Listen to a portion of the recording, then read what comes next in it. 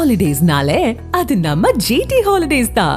GT Holidays, South India's #1 travel brand. You know you are special when you're with GT Holidays.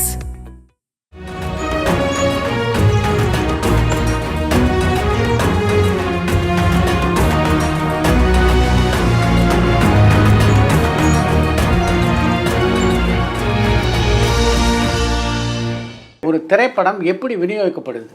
50-60 வருஷத்துக்கு முன்னால் நீங்கள் வந்து ஒரு AVM, ஒரு மாடர்ன் தியேட்டர்ஸு, இவங்கெல்லாம் இருக்கும்போது நாராயணன் கம்பெனி இவங்கெல்லாம் இருக்கும்போது அவங்களே தமிழ்நாடு முழுவதும் ஆஃபீஸ் வச்சுருந்தாங்க.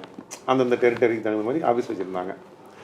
அதுக்கப்புறம் கொஞ்சம் காலம் வந்ததுக்கப்புறம் என்னாச்சுன்னா அவங்க எல்லா இடத்துலையும் வந்து நிர்வகிக்கிறது சிரமத்தை காட்டிலும் அந்தந்த ஏரியா இருக்கிற டிஸ்ட்ரிபியூட்டர் வந்து படங்கள் வாங்க ஆரம்பித்தாங்க. இப்படி தான் ஆரம்பித்தது. சரிங்களா? இப்போ தமிழ்நாட்டில் வந்து மொத்தம் வந்து அப்போ 7 ஏரியா இருந்தது. மெட்ராஸ் சிட்டி ஒரு ஏரியா, என்எஸ்சின்னு சொல்லி நார்த் ஆர்காடு, சவுத் ஆர்காடு, செங்கல்பட்டு. அதே மாதிரி சேலம், தருமபுரி, கோயம்புத்தூர், நீலகிரி, மதுரை, ராமநாதபுரம், திருநெல்வேலி, கன்னியாகுமரி, திருச்சி, தஞ்சாவூர். இப்படி 7 ஏரியாவை டிஸ்ட்ரிபியூஷன் ஏரியாவை வச்சுருந்தாங்க. அதுக்கு பர்சன்டேஜோடு வச்சுருந்தாங்க. அதாவது கோயம்புத்தூர் சிட்டி, மெட்ராஸ் சிட்டி 7.5%, திருநெல்வேலி 7.5%, 15, கோயம்புத்தூர் 15, மதுரை 15, சேலம் 15, திருச்சி 15, 45, இது 30, 75, சேலம் 12.5, என்எஸ்சி 17.5. 100%. இதான் ஈக்குவேஷன். இந்த மாதிரி 100% இதான் வசூல். இந்த ரேஞ்சில் வசூல் இருந்தது அப்போ. இன்னைக்கு காலம் மாதிரி தலைகளாக மாறி போச்சு. இன்னைக்கு வந்து என்எஸ்சிங்கிறது வெறும் செங்கல்பட்டை சுருங்கிடுச்சு. ஆமாம், செங்கல்பட்டு ஒரு பெரிய வசூல் பண்ணது. ஆமாம். அதே மாதிரி ஒரு மதுரையும் ஒரு திருச்சியும் கோயம்புத்தூருக்கு ஈக்குவலாக இருந்தது. இன்னைக்கு கோயம்புத்தூரில் பாதி தான் மதுரை இருக்குது, கோயம்புத்தூரில் பாதி தான் திருச்சி இருக்குது. இந்த மாதிரி மாறி போச்சு. இதில் வந்து சினிமாவை பொறுத்தவரை 3 மெத்தட் இருக்குது. ஒன்று அவுட்ரைட் மெத்தட், இதுதான் காலங்காலமாக இருந்துகிட்டு இருந்தது. நான் ஒரு 60, 55 வச்சுக்கலாம். 55 ஏறத்தாழ 80, 90 வரைக்கும் விலை. ப்ரொடியூசர் வந்து ப்ரொடக்ஷன் பண்ணுவார், என்ன காஸ்ட் வருதுன்னு பார்ப்பார். அந்த காஸ்ட்டில் ஒரு 15%, 20% லாபம் வச்சு பிரித்து எல்லா டிஸ்ட்ரிபியூட்டருக்கும் விலைக்கு விற்றுருவார். அது லாபமான நஷ்டம் அந்த டிஸ்ட்ரிபியூட்டர் சேர்ந்தது தான். ப்ரொடியூசர் பொறுத்தவரை அதில் எதுவும் கேட்டுக்க மாட்டாங்க. படம் பெரிய ஹிட் ஆச்சுன்னா அதே ப்ரொடியூசர் நாங்கள் அடுத்த படம் வாங்க வருவோம். அந்த ப்ரொடியூசர் போன படம் ஒரு கார்த்திக் வச்சோ வேறு ஒரு ஆர்டிஸ்ட் வச்ச படம் பண்ணியிருந்தாருன்னா, போன படம் எங்களுக்கு 5 லட்ச ரூபாய்க்கு விற்றுருந்தாருன்னா அந்த படம் பெரிய ஹிட் ஆச்சுன்னு சொல்லிட்டு அடுத்த படத்துக்கு ஒரு 7 லட்ச ரூபா சொல்லுவாங்க. நாங்களும் சந்தோஷமாக கொடுப்போம். இல்லை சப்போஸ் ஒரு 7 லட்ச ரூபாய்க்கு ஒரு படம் வாங்கியிருக்கிறோம், 5 லட்ச ரூபா தான் கலெக்ட் பண்ணிச்சு, 2 லட்ச ரூபா லாஸ்னா ப்ரொடியூசர் அடுத்த படத்தில் ஒரு 1 லட்ச ரூபா, 2 லட்ச ரூபா குறைச்சி கொடுப்பார். இந்த மாதிரி விலை அப்போ வந்து சினிமா செழிப்பாக இருந்தது. என்ன காரணம்னா இது என்ன வசூலுங்கிறது யாருக்குமே தெரியாது. அந்த ப்ரொடியூசருக்கும் வசூல் தெரியாது, படம் ஹிட்டுங்கிறத தெரியும் ஒழிய என்னங்கிறது தெரியாது. ஸோ சம்பளம் வந்து ஒரு நியாயமான சம்பளமாக இருந்துட்டு இருந்தது நடிகர்கள்ட்ட. வசூல் யாருக்கு தெரியாது இருந்த காலத்தில், கை இப்படி மூடி வச்சுருக்கும் போது யாருக்கு தெரியாத காலத்தில் நல்லா இருந்துட்டு இருந்தது. எப்போ இந்த மினிமம் கேரண்டிங்கிற முறை வந்ததோ அன்னைக்கு சினிமா வந்து அழிவு நிலைக்கு போக ஆரம்பிச்சது. எந்த பொருளுக்கு மினிமம் கேரண்டி வந்து உற்பத்தியாளர் தான் கொடுக்கணும். இப்போ நீங்கள் ஒரு வாரண்டி கொடுக்குறாங்கன்னா அந்த வாரண்டி பொருள் வாங்குறவங்ககிட்ட விற்கிறவன் தான் வாரண்டி கொடுப்பான், கேரண்டி கொடுப்பான். சினிமாவில் தான் வாங்குறவன் கேரண்டி கொடுக்குற முறை. இது ஒரு வித்தியாசமான தொழிலாக போச்சு. இது நான் ஆரம்ப காலத்தில் ரொம்ப எதிர்த்தேன். நான் மினிமம் கேரண்டி நீங்கள் சார் கொடுக்கணும். அப்புறம் மினிமம் கேரண்டினா அது எப்படி இருக்கணும்னா போத் சைடு இருக்கணும். லாபம் வந்தாலும் பாதி, நஷ்டம் வந்தாலும் பாதின்னு இருக்கணும். ஆனால் சினிமாவில் அப்படி இல்லை.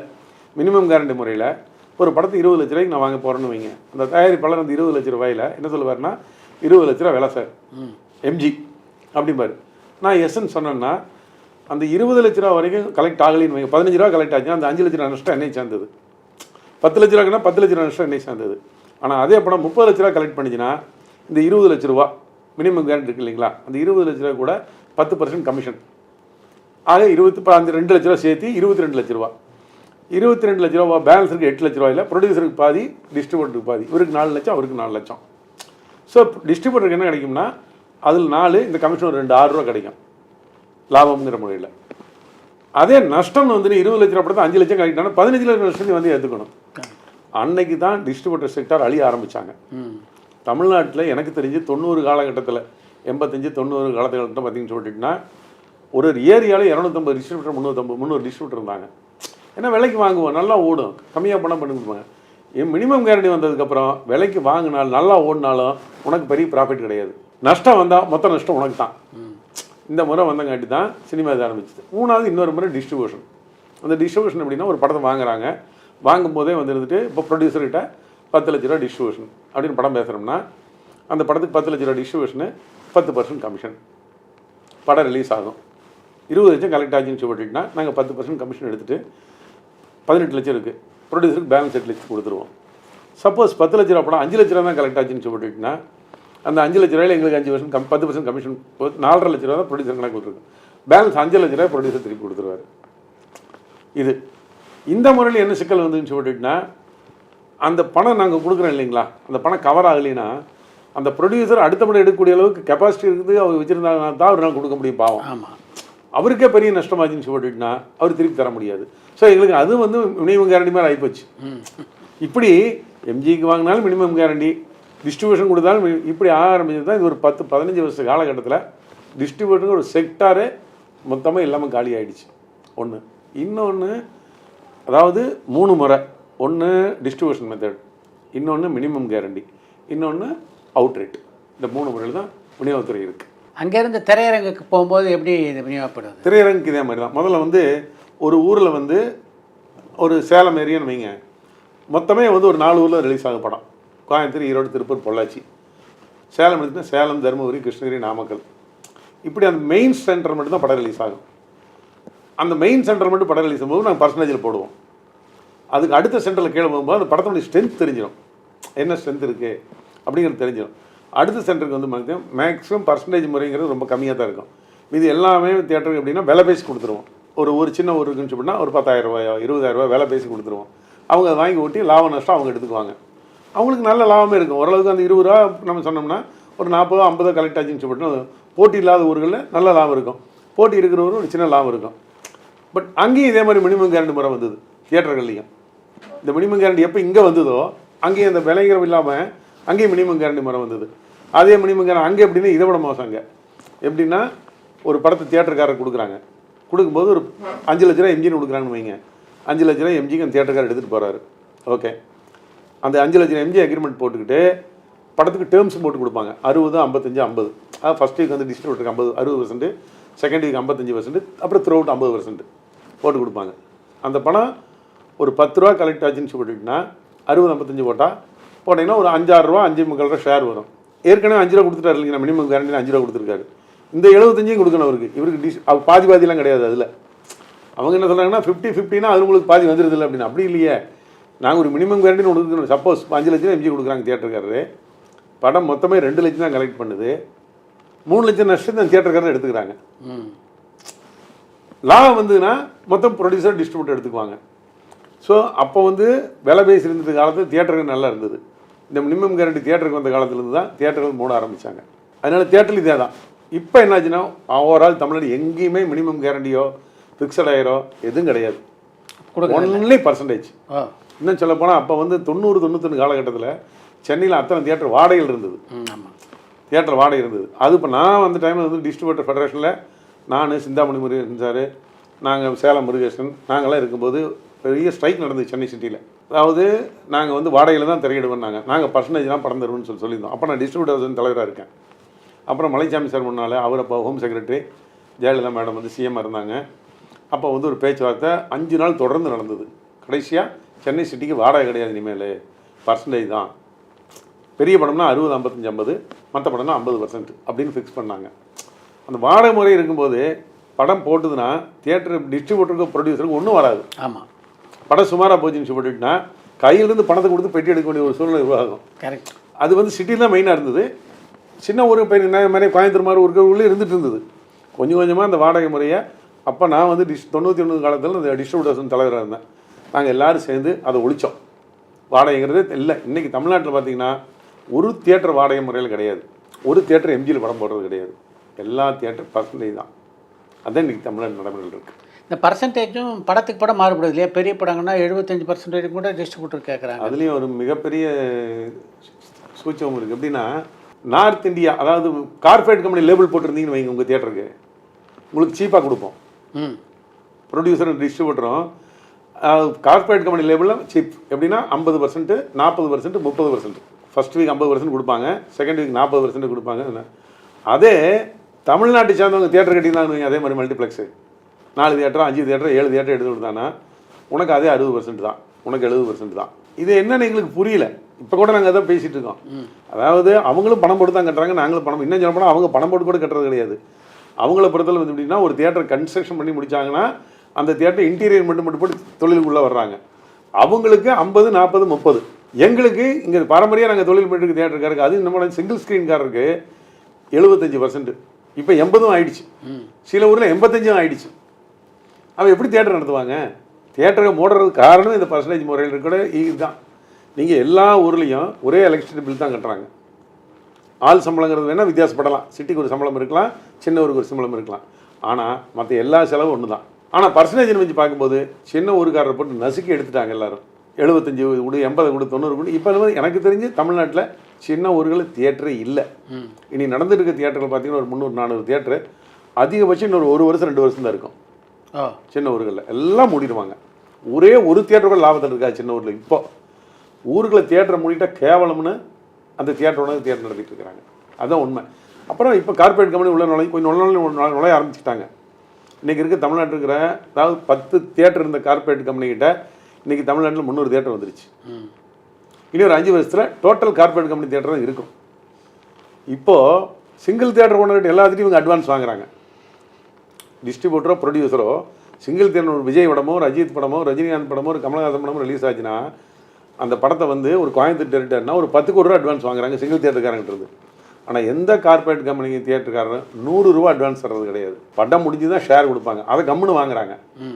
ஆனால் சிங்கிள் தியேட்டருக்காரனாக இருந்தால் நீ இப்போ அட்வான்ஸ் கொடு. இது வந்து தமிழ் சினிமாவில் இவங்களுக்கு இப்போ புரியல, இன்னும் கொஞ்சம் நாள் ஆகும். என்ன ஆகும் போதுன்னா டோட்டல் கார்பரேட் கம்பெனி வந்து நீங்கள் 100 ரூபா கூட அட்வான்ஸ் நீங்கள் வாங்க முடியாது. அப்போ யோசிப்பீங்க, அடடா இந்த லோக்கல் தியேட்டர் நடத்தினது அட்வான்ஸ் கொடுத்துட்டு இருந்தானே, இன்றைக்கி அவனை பூரா காலி பண்ணிட்டோம்ல என்னமோ அப்படின்னு நீங்கள் நினைப்பீங்க. அந்த மாதிரி ஒரு சூழ்நிலை வரப்போகுதுங்க. முதல்ல வந்து ரஜினிகாந்த் விஜய் இவங்கெல்லாம் என்ன பண்ணுவாங்கன்னா படம் ரிலீஸ் அன்றைக்கே கூப்பிட்டு ஒப்பீனியன் கேட்பாங்க. இப்போ சிவாஜி படம் எடுத்துட்டிங்கன்னா சிவாஜி ரிலீஸு அன்றைக்கி நைட்டு ஒரு 7 மணிக்கு ரஜினி சார் கூப்பிட்டாரு. ஃபோன் பண்ணி நான் வெளியில் இருந்தேன், எங்கே இருக்கீங்க? வெளியில் இருக்கேன் சார். நான் படம் பார்த்தீங்களா? பார்க்கல. நைட்டு படம் பார்த்துட்டு காலையில் என்னை கூப்பிட்றீங்க அப்படின்ட்டாரு. அப்புறம் அன்றைக்கி நைட்டாக போய் படத்தை பார்த்துட்டு காலையில் பேசினேன். அதே மாதிரி தான் விஜய் அப்படி தான். படம் ரிலீஸ் ஆச்சுன்னு சொல்லிட்டுனா அப்போ மொபைல் ஃபோன் கிடையாது. காலையில் 9 மணிக்கெலாம் எங்கள் வீட்டுக்கு ஃபோன் வந்துடும். ஆனால் நான் விஜய் பேசுகிறேன், படம் எப்படி இருக்குது என்ன ஏது, இல்லைன்னா சந்திரசேகர் சார் கூப்பிடுவார்.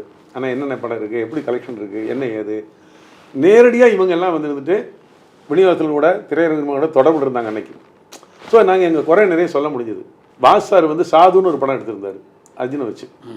அந்த படம் வந்து என்ன பண்ணோம், ஃபஸ்ட்டு டே வந்து நான் படம் பார்த்துட்டேன். கிளைமேக்ஸில் ஃபைட்லாம் படம் முடிச்சிருந்தார். நான் வாசார் அது சொந்த படம் வருது, முதல் படம்.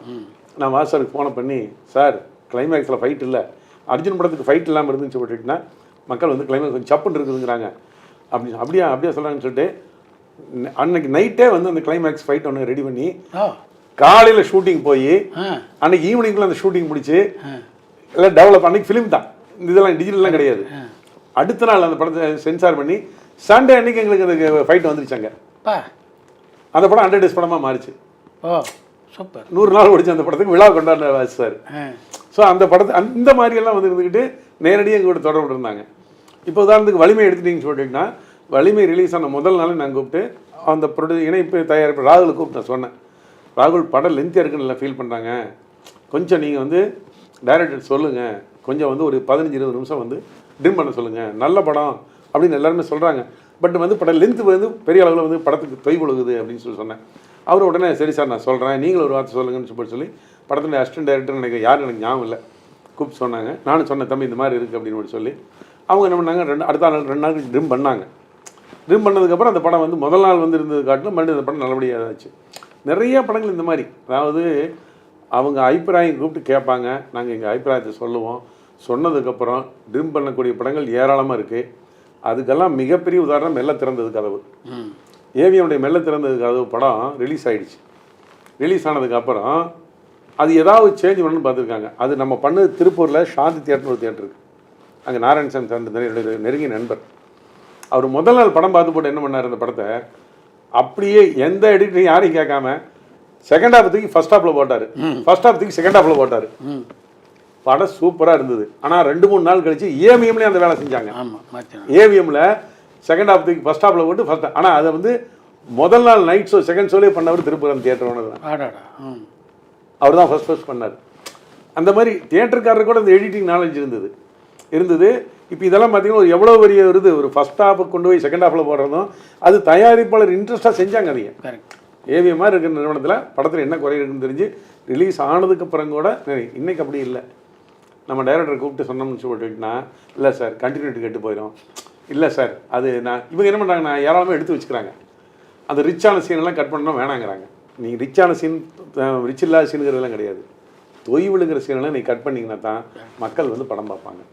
அந்த மாதிரியெல்லாம் இருக்குது சினிமாவில். இப்போ உள்ள சினோரியாவில் சின்ன படங்கள் தேட்டரில் ஓடவே மாட்டேங்குது. அதனால் ஃப்யூச்சரில் பிரம்மாண்டமாக செலவு பண்ணி எடுக்கிறாங்கல்ல, அந்த படங்களை பொறுத்த வரைக்கும் முன்னாடி தமிழில் மட்டும்தான் இங்கே ஓடிட்டு இருந்தது. இப்போ கன்னடத்தில் எடுக்கிற படமும் இங்கே ஓடுது, தெலுங்கில் எடுக்கிற படமும் ஓடுது, ஹிந்தியில் எடுக்கிற படமும் இங்கே ஓடுது. அதனால் பிரம்மாண்டமான படங்கள் மட்டும் தேட்டருக்கு வரும், இது போன்ற சின்ன படங்கள் எல்லாமே ஓடிடிக்கு போகக்கூடிய ஒரு சூழ்நிலை உருவாயிடுமா எதிர்காலத்தில்? இல்லை, அப்படி சொல்ல முடியாது.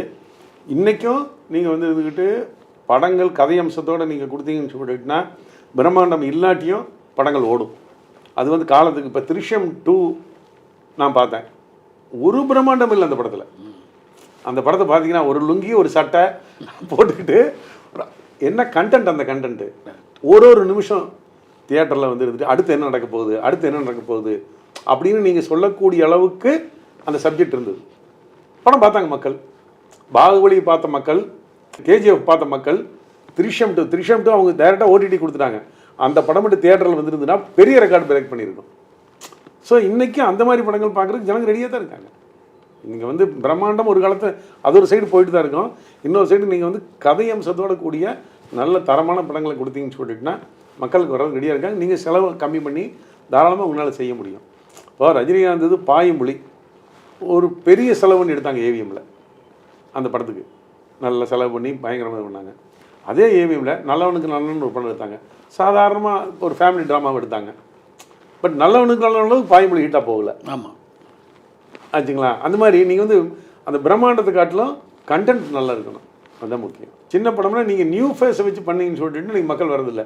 இருக்கிற பெரிய ஆர்டிஸ்ட் 10 பேர் இருக்காங்களே, 10-12 பேர் இருக்காங்க பார்த்தீங்களா, இவங்களே பிரம்மாண்டத்துக்கு நீங்கள் எடுங்க ஒரு படம் 2 படம் கதையம்சமுள்ள படங்களையும் நடிங்க. நீங்கள் இப்போ கதையவே பார்க்க மாட்டேங்கிறீங்களே, அதுதானே இப்போ பெரிய சிக்கலாக இருந்துட்டு இருக்குது தமிழ் சினிமாவில். நீங்கள் வந்து இப்போ மற்ற சினிமா வந்து பெரிய அளவில் ஹிட் ஆகுது, தமிழ் சினிமாக்கள் வந்து வெற்றியுடைய பங்கு கம்மியாக இருக்குதுன்னு நினச்சிங்கன்னு சொல்லிட்டிங்கன்னா இன்னும் கொஞ்சம் நீங்கள் வந்து கதை இலாக்கானே ஒன்று இல்லாமல் போயிடுச்சு. தேவர் ஃபிலிம்ஸ் கதை இலாக்கா இருந்தது, சத்யா மூவிஸ் கதை இலாக்கா இருந்தது. இப்படி அவங்களாம் பெரிய பெரிய கம்பெனிலாம் கதை இலாக்காவும் ஒன்று வச்சுருந்தாங்க, 10 பேர் உட்காந்து ஸ்டோரி டிஸ்கஸ் பண்ண. இப்போ அப்படி கிடையாது, கதைங்கிறதே 2 பேருக்கு தான் தெரியும். என்னென்னா என்ன கதை இருக்குது டைரக்டருக்கும் ஹீரோவுக்கு மட்டும் தான் தெரியும். ஆச்சா, எனக்கு தெரிஞ்சு அந்த படம் தயாரிப்பாளருக்கே கதை தெரியுமாங்கிறது சந்தேகம் தான். தயாரிப்பாளருக்கு தெரியாது, கேமராமேனுக்கு தெரியாது, யாருக்கும் கதை தெரியாது. அந்த சீனை வச்சுக்கிட்டு அவன் கதை யூகிச்சிக்க வேண்டியதான். அப்படி ஒரு காலம் ஆகிப்போச்சு. அப்புறம் எங்கே போய் உங்களுக்கு வந்து அது ஒரு நல்ல ஸ்க்ரீன் பிளே நீங்கள் கொடுத்த ஒரு பாக்யராஜ் படம்லாம் பார்த்தீங்கன்னா ஸ்க்ரீன் பிளே மன்னன் பாக்யராஜ் சொல்கிறாங்க. இன்றைக்கி வந்து இந்தியாவிலேயே வந்து ஸ்க்ரீன் பிளேன்னு நம்பர் 1 பாக்யராஜ் சார் தான் அப்படிங்கிற அளவுக்கு பேர் வாங்கினார் அவர். அப்படிப்பட்ட ஸ்க்ரீன் பிளே வச்சு படம் எடுக்கிற ஆளு டைரக்டர்களாகட்டும் மற்றவங்களாம் ரொம்ப ரொம்ப கம்மியாகிட்டாங்க. ஸ்க்ரீன் பிளே முக்கியத்துவம் கொடுக்குறதில்ல. தமிழ் சினிமா இப்போ ஆரோக்கியமாக இருக்கிறதா நினைக்கிறீங்களா? ஆரோக்கியமாக இருக்காருன்னா ரொம்ப ஆரோக்கியமாக இருக்கிறது ஆர்டிஸ்ட் அண்ட் டெக்னீஷியன்ஸ். ரொம்ப ஆரோக்கியமாக இருக்கிறது. அதுக்கு அடுத்தபடியாக ஆரோக்கியமாக இருக்கிறது பார்த்தீங்கன்னு சொல்லிட்டுனா ஒரு certain percentage of theatre owners நான் சொல்கிறேன், ஒரு 30-35% தியேட்டர் ஓனர்ஸ் ஆரோக்கியமாக இருக்காங்க. தயாரிப்பாளர் யாருமே ஆரோக்கியமாக இல்லை எனக்கு தெரிஞ்சு. விநியோகத்துக்கு ஒரு இடமே இல்லை, அப்புறம் அவங்க ஆரோக்கியத்தை பற்றி பேச வேண்டியதே இல்லை. அதனால் சினிமாவில் ரொம்ப வசதியாக இருக்கிறது சௌரியமாக இருக்கிறது வந்து பார்த்திங்கன்னு சொல்லிட்டுனா இந்த கார்ப்பரேட் செக்டாருக்கு தான் இன்றைக்கி. இண்டிவிஜுவலாக வந்து யாருமே ஆரோக்கியமாக இருக்கிற மாதிரி எங்கன்னுக்கு தெரியல, அதுதான் உண்மை. நீங்கள் சொன்ன மாதிரி இப்போ 60களில் இல்லை 80களில் இருந்த மாதிரி தமிழ் சினிமா பொற்காலமாக இருக்கணும் அப்படின்னா என்ன நடக்கணும்னு நினைக்கிறீங்க? இங்கே வந்து நடிகர்கள் வந்து இப்போ சம்பளத்துக்கு ஒரே நானும் நீங்களே பேசி இது நடக்க போகிறதில்ல. ஆனால் நடிகர்கள் வந்து என்ன பண்ணணும்னு சொல்லிட்டுனா ஒரு வருஷத்துக்கு ஒரு 3 படம் அல்லது 4 படம் பண்ணி கொடுக்கணும். அந்த நீங்கள் 3 படம் பண்ணும்போது எப்படின்னு சொல்லிட்டுனா நம்ம உள்ளூர் தயாரிப்பாளர்கள் எவ்வளவோ பெரிய பேனர் கம்பெனிகளாக இருக்குது, அவங்களெல்லாம் நீங்கள் வந்து உள்ளே கொண்டு வாங்க, சினிமாவுக்குள்ளே கொண்டு வந்து அவங்கக்கிட்ட நீங்கள் பர்சன்டேஜில் படங்கள் நடிங்க, சதவீதத்தில் சம்பளம் வாங்கி நீங்கள் படங்கள் நடிச்சிங்கன்னு சொல்லிட்டுனா நிச்சயமாக 2 வருஷத்தில் பெரிய மாறுதல் நடக்கும். நான் சொல்கிறது இவங்க என்னங்கிறாங்கன்னா, நாங்கள் அவங்க சம்பளத்தை கொடுக்காம எங்களை ஏமாற்றிடுவாங்க அப்படிங்கிற மாதிரி ஒரு ஃபோக்கஸ் பண்ணுறாங்க நடிகர் சைடில், டெக்னீஷியன் சைடில். எனக்கு தெரிஞ்சு இவங்களுக்கு யூனியன் இருக்குது. அப்படிலாம் யார் ஏமாற்றக்கூடிய தயாரிப்பாளருங்கிறது இப்போ எப்படி தியேட்டருக்காரர் ஏமாத்துறாங்கன்னு சொல்கிறாங்க, அது மாதிரி தான் தயாரிப்பாளர் ஏமாத்துறேன்னு. தயாரிப்பாளர் என்ன நல்லபடியாக படம் எடுக்கிறதுக்கு தான் வந்து உட்காந்துருக்காங்க, அவங்க எப்படி ஏமாற்றுவாங்க? நீங்கள் அந்த மாதிரி பர்சன்டேஜ் முறையில் நடிகர்கள் வந்தால் மட்டும்தான் தமிழ் சினிமா ஆரோக்கியமாக இருக்கும். அதுலேயும் அவங்க ஏற்கனவே படம் எடுத்தது நிறைய கம்பெனி இன்றைக்கி படம் எடுக்கிறதுக்கு ரெடியாக இருக்காங்க, இன்றைக்கி ரெடியாக இருக்கிறாங்க, முதலீடு போடுறதுக்கு இன்றைக்கி அவங்க ரெடியாக இருக்காங்க. நான் குறிப்பிட்ட மாதிரி இப்போ ஏவிஎம் ஒரு சூப்பர் குட் ஃபிலிம்ஸ்னு சொல்ல முடியா, அது இல்லாமல் ஒரு 10 கம்பெனி ரெடியாக இருக்காங்க, இன்றைக்கும் ரெடியாக இருக்காங்க. அந்த கம்பெனிகள்லாம் நீங்கள் வந்து நல்லபடியாக பழையபடி வரணும் அப்படின்னு நினச்சிங்கன்னா, இன்றைக்கி இருக்க தமிழ்நாட்டுக்கு இருக்கிற நடிகர்கள் இந்த 10 பேர் முன்னணி நடிகர்கள் நீங்கள் இருக்கீங்க பார்த்தீங்களா, இந்த 10 பேரும் நீங்கள் அவங்கள அந்த கம்பெனிகளை உட்காந்து உங்களை வளர்த்து விட்டவங்க தான் அவங்க எல்லாருமே. ஒரு நடிகரையும் யார் வளர்த்து விட்டாங்கிறத நான் கையிட்டு காட்ட முடியும். ரஜினிகாந்த் சார் வளர்ந்தாருன்னு சொல்லிட்டுனா ஒரு பாலச்சந்தர் சார், ஒரு ஏவிஎம், ஒரு பஞ்சாருணாசலம் ஆச்சுங்களா, இவங்க 3 பேருனால தான் ரஜினி சார் வளர்ந்தார். ஏன்னா இந்த 3 கம்பெனி தான் வந்து அவரை வச்சு தொடர்ந்து படம் எடுத்தாங்க. அதே மாதிரி ஒரு கமலஹாசன் வளர்ந்தாருன்னு சொல்லிட்டுனா அவரும் அதே மாதிரி ஏவிஎம், இந்த பக்கம் கவிதாலயா, அது பஞ்சாருணாசலம், அவங்கெல்லாம் வச்சு தான் இவங்க 2 பெரிய சூப்பர் ஸ்டார் ஆனாங்க. இவங்க 2 பேருமே பெரிய அளவில் வந்தாங்க. அதே மாதிரி ஒரு விஜயகாந்த் வளர்ந்தாருன்னு சொல்லிட்டுனா ஒரு ராவுத்தர் ஃபிலிம்ஸ் பொறுத்தவரை ராவுத்தர் இவருக்காக பண்ணாங்க. ஒரு சத்யராஜ் சார் வளர்ந்தாருன்னா ஒரு ராமநாதன் எடுத்து பண்ணார், கேபி ஃபிலிம்ஸ் பாலு பண்ணார், தொடர்ச்சியாக படம் பண்ணாங்க, எல்லாம் பண்ணாங்க. ஒரு அஜித் வந்தாருன்னு சொல்லிட்டுனா நிக்கா சக்கரவர்த்தி தொடர்ந்து அவர் வச்சு படம் பண்ணார். ஒரு விஜய் வந்தாருன்னு சொல்லிட்டுனா நீங்கள் முதல்ல அவங்க அப்பா படம் பண்ணார், அதுக்கப்புறம் கண்டினியூவாக வந்து இருந்துக்கிட்டு சூப்பர் குட் ஃபிலிம்ஸில் எல்லாமே சூப்பர் ஹிட் படம். ஒரு பூவே உனக்காக, ஒரு துல்லாமணம் சொல்லும், ஒரு லவ் டுடே, ஒரு ஷாஜகான், எல்லா ஹிட் படங்களும் சூப்பர் குட் ஃபிலிம்ஸில் தொடர்ச்சியாக படம் நடிச்சிட்டு இருந்தார். இன்றைக்கி இவரெல்லாம் சூப்பர் குட் ஃபிலிம்ஸே மறந்துட்டாங்க. இவங்கெல்லாம் இன்றைக்கி வந்து ஒரு ஏவிஎம் மறந்துட்டாங்க. இவங்களாம் ஒரு பாலச்சந்திரன் கம்பெனி எங்கே இருக்குன்னே மறந்துட்டாங்க. ஸோ இந்த முன்னணி நடிகர்கள் எல்லாத்துக்குமே ஒரு பின்னணி ஒரு கம்பெனி இருந்தது. எல்லாம் அந்த கம்பெனிகள் எல்லாத்தையும் இன்றைக்கி இவங்க வந்து பழையபடி சரி நம்மளும் சினிமாவில் பெரிய அளவில் நம்ம பெரிய ஆளை வந்துட்டு சம்பாதிச்சிட்டோம். அந்த கம்பெனி இன்றைக்கி படம் எடுக்கிறதுக்கு இன்ட்ரெஸ்ட்டாக தான் இருக்காங்க. நீங்கள் யாரும் இலவசமாக நடிச்சு கொடுக்க வேண்டாம், அவங்களும் இலவசம் கேட்குறதுக்கு ரெடி இல்லை. நீங்கள் அவங்க கூட போய் டைஅப்பில் வச்சுங்க, ஒரு 40-60 இல்லை ஒரு 30-70 ஏதோ ஒரு பர்சன்டேஜ் பேசிவிட்டு நாங்கள் உங்கள் கம்பெனிக்கு படம் பண்ணுறேன், நல்லா கதை செலக்ட் பண்ணுங்கள், நீங்களே பண்ணுங்கன்னு சொல்லி சொன்னாங்கன்னா இன்னும் தமிழ் சினிமாவில் அவங்க வந்து படம் எடுக்கிறதுக்கு ரெடியாக இருக்க தான் போகிறாங்க. தமிழ் சினிமா இந்தியாவுக்கு ஒரு முன்னோடியாக இருக்கும். கரெக்ட், நிச்சயமாக நல்லா இருக்கும். ஒரு திரையரங்கு உரிமையாளராகவும் விநியோகஸ்தராகவும் இன்றைக்கி இருக்கிற நட்சத்திரங்களில் யார் நம்பிக்கை நட்சத்திரமாக உங்களுக்கு தெரியுறாங்க? நம்பிக்கை நட்சத்திரம்னா இப்போ இருக்கிற இந்த 10 பேருமே நம்பிக்கை நட்சத்திரமாக தான் இருக்காங்க. படம் அமைஞ்சா நம்பிக்கை நட்சத்திரமாக இருக்காங்க, படம் அமைனா நம்பிக்கை நட்சத்திரம் கிடையாது. ஏன்னா எல்லாமே கதையை பொறுத்து டிபெண்ட் அப்பான் தி சப்ஜெக்ட் தான். இன்னைக்கு இங்கே அது இந்த நம்பிக்கை நட்சத்திரம்னா யாருன்னு சொல்லிட்டுனா இவங்க 10 பேர் நடிச்சு யார் நடிச்சு வரதுக்கு ஓப்பனிங்கே கூட்டம் வருது, அவங்க நட்சத்திரம் இப்போ நம்பிக்கை நட்சத்திரம். இப்போ இன்றைக்கி 50 வருஷம் ஆகி கூட இன்றைக்கி ரஜினிகாந்த் நம்பிக்கை நட்சத்திரமாக தான் இருக்கார். இன்றைக்கி கமலஹாசன் இப்போ ப்ரூவ் பண்ணிட்டார். விஜய் அஜித் கேட்கவே வேண்டியதில்லை. ஒரு சிலம்பரசனுக்காகட்டும், ஒரு சூர்யாவுக்காகட்டும், ஒரு விக்ரமுக்காகட்டும், ஒரு தனுஷ்காகட்டும் வச்சுக்கலாம், ஒரு ஜெயம் ரவிக்காகட்டும், இவங்களுக்கு எல்லாத்துக்கும் இன்றைக்கி கூட்டம் வந்துக்கிட்டு தான் இருக்குது. ஓப்பனிங் இன்றைக்கி இவங்களுக்கு எல்லாத்துக்கும் கூட்டம் வந்துட்டு தான் இருக்குது. ஸோ இவங்க எல்லாருமே நம்பிக்கை நட்சத்திரம் தான். இதில் கூட 1-2 நடிகர்கள் விட்டுருக்கலாம். இவங்க எல்லாருமே வந்து நம்பிக்கை நட்சத்திரங்கள் தான். பரபரப்பான சினிமா செய்திகள், நட்சத்திரங்களின் பேட்டிகள், சினிமா வரலாறு ஆகியவற்றை பார்க்கவும் படிக்கவும் உங்களுக்கான இணையதளம் tourantalkies.co.